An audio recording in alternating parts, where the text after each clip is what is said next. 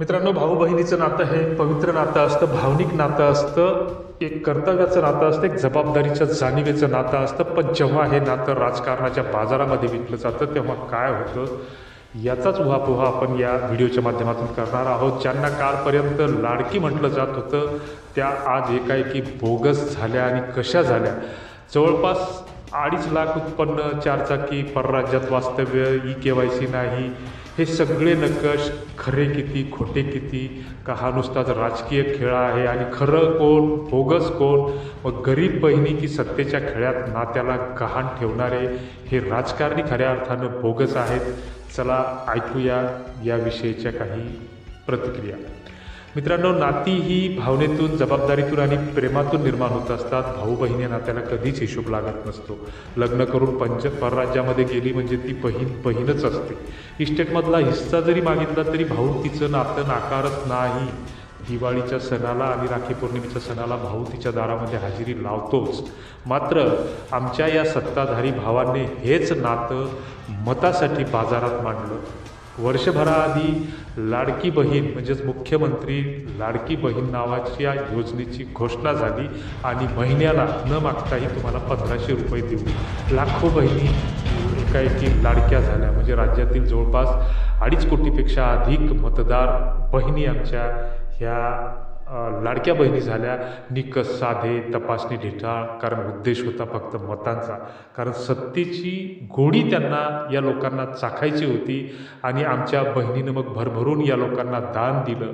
बहुमतानं कधी नव्हे ते सगळे रेकॉर्ड तोडत सरकार स्थापन झालं, निवडून आलं. आणि आता वर्षभरानंतर अचानक आत्मसाक्षात्कार झाला की याच्यामधल्या 26,34,000 बहिणी म्हणजे दुसऱ्या अर्थानं लाभार्थी ह्या बोगस आहेत.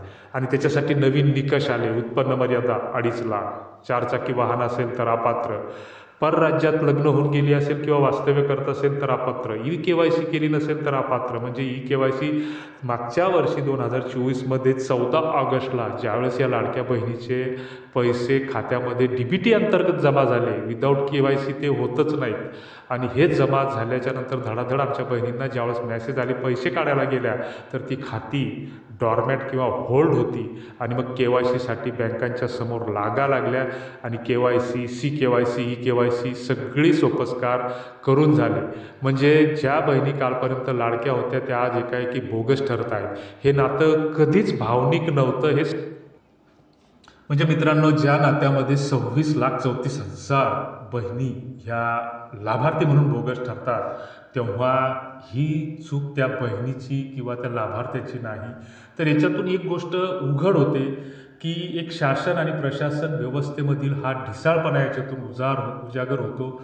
याच्यातून सत्तेचा जो काही ढोंगीपणा आहे तो ढोंगीपणा उजागर होतो. आणि निकषाचे मापदंड हे नेहमी गरिबावरच आणि सर्वसामान्य आणि शेतकऱ्यावरच चालतात. त्याच्यातील विडंबन बघा की 2.5 लाख उत्पन्न त्याच्यावर जर असेल तर बहीण ही बोगस ठरते.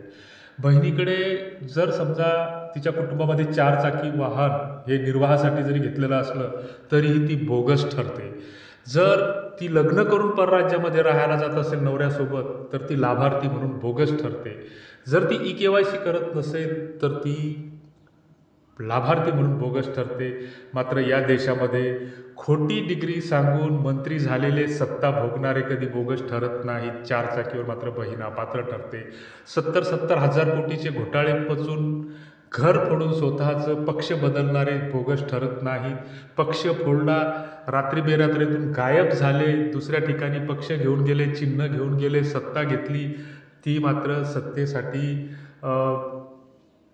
असे काही उलटे सुलटे धंदे करणारे कधी बोगस ठरत नाहीत. देशामध्ये मतदान घोटाळा उजागर होतो मात्र ती लोक कधी बोगस ठरत नाहीत. हे दुहेरी निकष राज्यकर्त्यांसाठी वेगळे असतात आणि सामान्य माणसासाठी वेगळे असतात. कायद्यानं जर बघायचं झालं तर बोगस लाभार्थी ठरवण्यासाठी पारदर्शक चौकशी लागते. मात्र अजून अंतिम टप्प्यामध्ये हे सर्व लाभार्थी अजून सरकारनं बोगस जरी ठरवलं नाही तरी कोणालाही तसं एकतर्फी अपात्र ठरवणं म्हणजे हे एक प्रकारे न्यायाचा अपमान आहे. सरकारनं 1 रुपयामध्ये पीक विमा योजना लागू केली आणि हजारो शेतकरी बोगस म्हणून उघड झाले. 4,000 शेतकऱ्यांवर कारवाई केली. मात्र याच्यामध्ये सरकारच्या यंत्रणेचा, सरकारच्या तंत्रज्ञानाचा किंवा सरकारच्या त्या संबंधित मंत्र्याचा कुठेही ढिसाळपणा नव्हता किंवा ही जबाबदारी नैतिकतेच्या आधारावर या सरकारवर, संबंधित मंत्र्यावर, संबंधित प्रशासनावर येऊन ठेपते. मात्र लाभार्थ्याला कुठंतरी बोगस ठरवायचं, त्यांना दोषी ठरवायचं आणि कारवाईचा बडगा त्यांच्यावर उगारायचा, ही एक विसंगत बाब आहे. आणि इथं सगळं उलटं होताना दिसते. सत्तेसाठी, सत्ता मिळवण्याच्या आधी सगळ्या महाराष्ट्रातल्या बहिणी ह्या मतदार म्हणून लाडक्या होत्या आणि आता त्या बोगस लाभार्थी म्हणून समोर येत आहे. जनतेच्या पैशातूनच ह्या योजना चालतात. मग ही जबाबदारी फक्त गरीब बहिणीवरच का?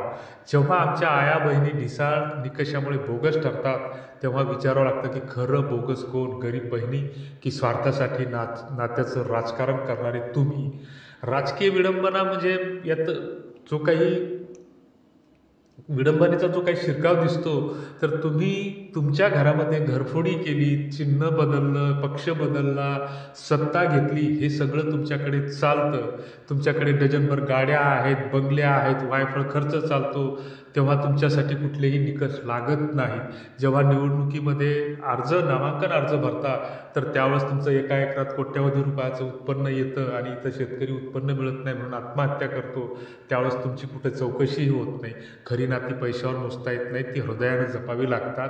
सरकारला नातं भावनिक बनवायचं नसेल तर निदान निकषाचं हे मापदंड तरी सर्वसामान्यासाठी लावू नका. अन्यथा जनता वेळ आल्यावर काय ठरवायचं ते ठरवेल. तुम्हाला याबद्दल काय वाटते ते कॉमेंट बॉक्समध्ये नक्की कळवा. धन्यवाद.